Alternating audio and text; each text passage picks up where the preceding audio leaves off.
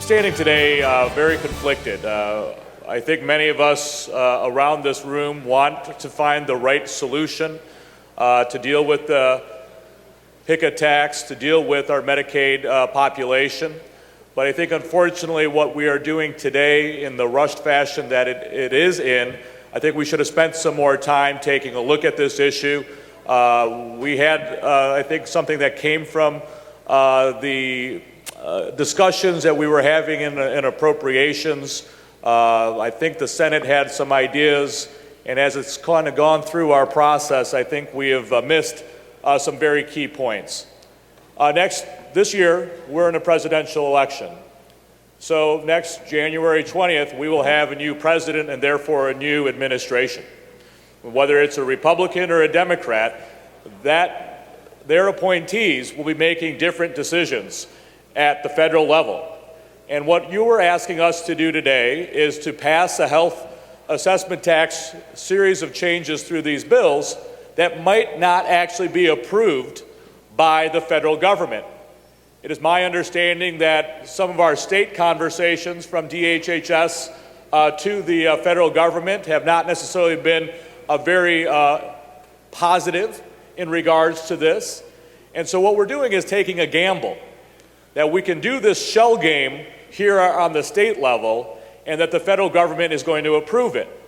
Now, we've done this in the past, and the federal government has said, no, this is not an appropriate way to deal with this situation, so we've had to make changes over the years.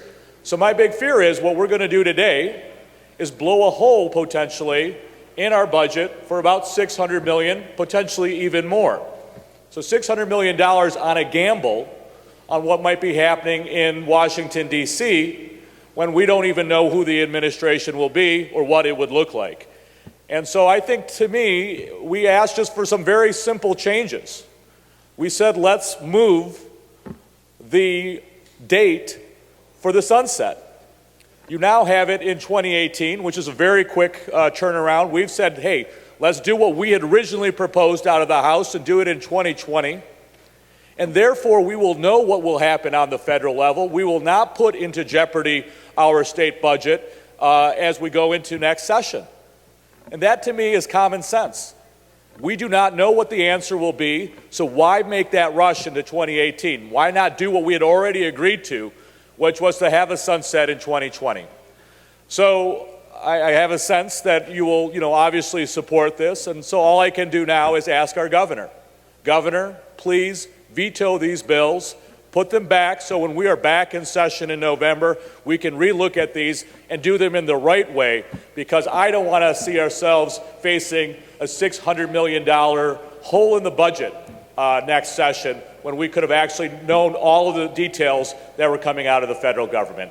So I'm asking my colleagues on both sides of the aisle, let's slow down, let's vote these down, and relook at this when we come back in November. Thank you very much, Mr. Speaker. Thank you, Minority Floor Leader Singh.